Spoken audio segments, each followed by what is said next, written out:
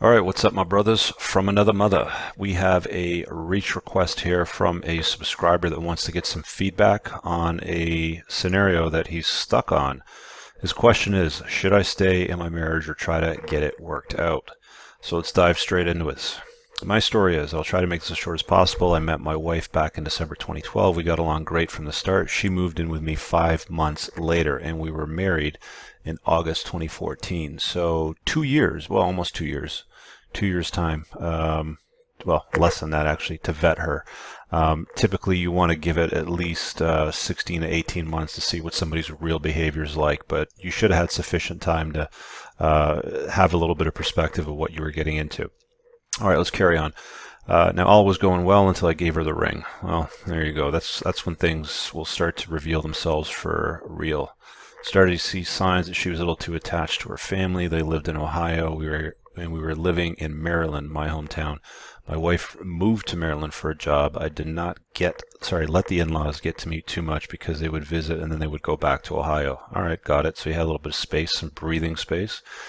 One of the major signs was she decided to do a joint family vacation. Her family and mine stayed in a condo on the beach. Well, she wanted to be with them the whole time and even called me on it in front of them in an elevator saying, "You don't want to spend any time with my family."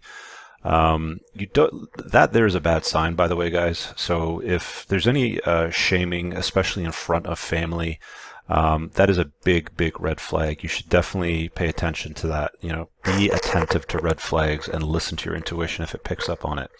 Anyway, so you start picking up on red flags. Once the wedding was over and I had to spend all day the next day with her family again, this is another time I should have spoken up.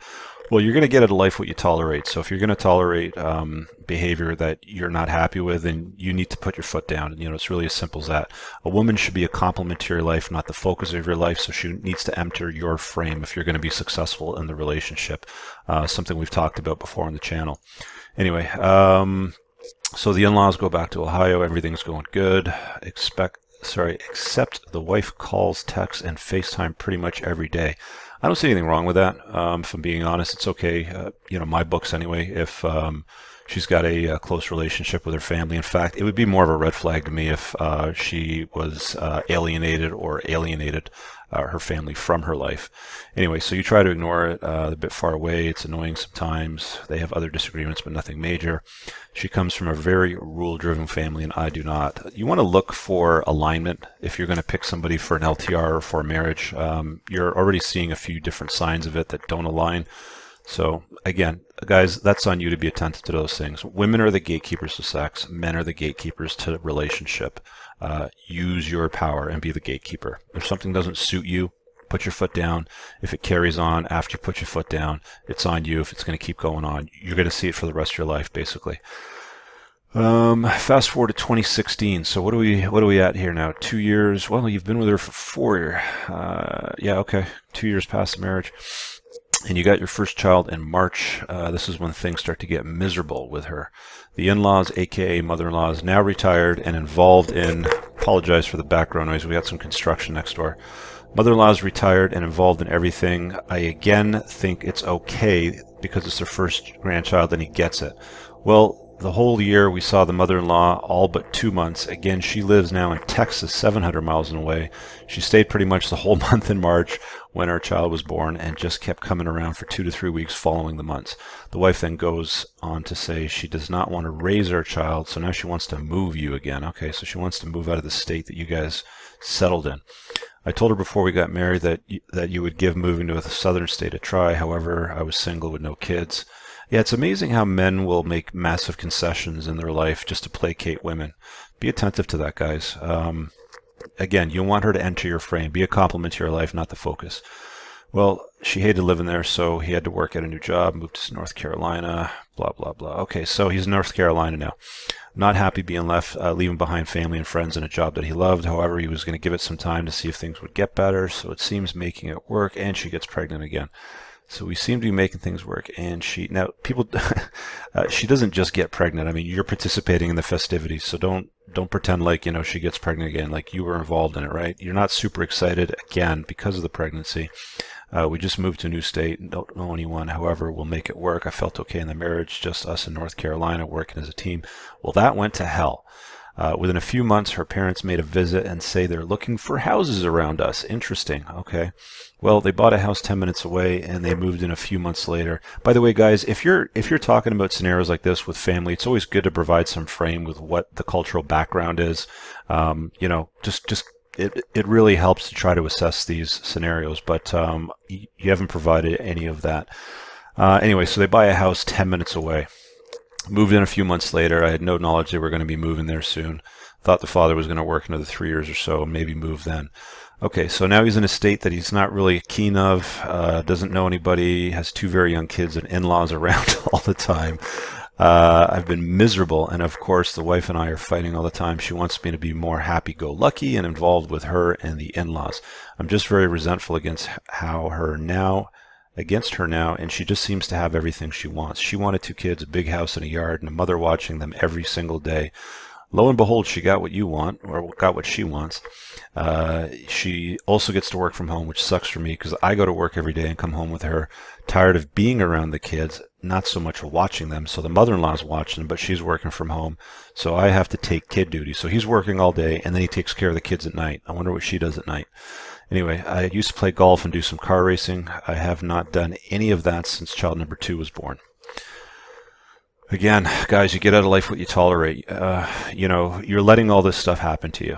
I feel like I've the one that's given up everything. Yes, you have. I sold my house in Maryland and used that money to buy the one in North Carolina. My wife does pay half the bills now, but did not give me any money to buy the house. She is, by the way, she still takes calls, texts, FaceTime, even though the family's 10 minutes away. I've mentioned my unhappiness and the frequency of her communicating with her family. I don't know, I'm not really sure what's happening that's making you so upset that she's communicating with her family so frequently. To me, that shouldn't be that big of a deal. My preference is for her to be tight with family, not for them to live in my house, of course, but for her to be tight with family. Alienation with the family is always a red flag or a bad sign, so I'm not really sure what's missing there. You're not being clear about that.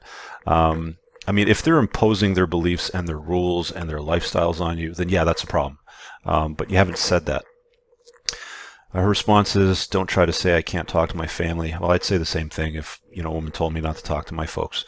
It will not work out well. I don't want her to stop talking, just chill it out a bit and do something. Okay, so that's my story. So the summary is I have a wife that is super attached to her family. She's on my case pretty much every day with kids and what needs to be done. So she's trying to run you. You're basically, been turned into a plow horse, which is not fun. I've talked about, what it's like to be a plow horse in prior videos. And you bought her the house, you gave her the kids, the white picket fence, blah, blah, blah, blah, the mother, in the house during the day to help look after things, and you're a plow horse too. I can tell why you're unhappy, especially considering you can't spend any time with your pursuits and hobbies anymore. I have no freedom, feel stuck in a state, would probably be okay under different circumstances. I enjoy being with the kids and lately would rather just be by myself with them with no wife. I'm not sure how to make my situation better other than just giving into the wife and fulfilling her needs every day and getting out of the marriage. I just would hate to lose my kids and have no life being broke from child support. All right, first thing I want to give you as a resource, this book from Mira Kirschenbaum, Too Good to Leave, Too Bad to Stay. It's a useful book which is basically a step-by-step guide to help you decide whether or not you should get out of your relationship. So I'd recommend checking that out. I read it when I was contemplating my divorce and I found it very useful. So first things first there. Back to this. All right, I think we've covered everything. So my recommendation, I'm going to say first of all, I don't know if you're making a mountain out of a molehill with the family situation. Well, let me put it this way. If the problem is they're imposing beliefs on you and forcing you to do things with your time and money, basically trying to run your family because it's you, your wife, and your two kids. So there's a 4 of you. That's the unit. That's your family. If it's working like this where they move 10 minutes away and they're trying to run how you decide to do things with your time and how you spend your time where you go all the time, then that's a problem. You haven't said that, so I don't know if you're, again, making a mountain out of a molehill. So that would be the litmus test there. It's an unusual request that you've posed to me because I'm not clear on exactly why things are so bad, aside from you don't like them around. like I'd be asking myself questions. Do you just not like their your in-laws? Do you not like your wife? If so, why did you marry her? Why did you decide to blend families with her? Because that's essentially what you're doing. I mean, women usually try to run the course of the relationship, which makes them incredibly unhappy, believe it or not. Women that have to make all the decisions on where to live and finances, and stuff like that, they're not happy. They want to take on typical gender roles. Men need to take on the masculine roles and women take on the feminine roles. That's when usually things are best. But it sounds like she's bullying you around, or she's trying to turn you in a bit of a plow horse, which is very uncomfortable and problematic. So ask yourself those questions. Read the book that I recommended. I'm going to post this live to the channel, so if you want to get feedback from the community, watch for that. That's one of the benefits of making these requests, is you'll get the link privately, but of course when I publish it live on the channel, you'll get the feedback from the entire community. So guys, leave a comment down below on what your assessment is, or what your read of this is. Is this guy making a mountain out of a molehill, or do you think that the in-laws are a problem? I suspect there's more to the story there.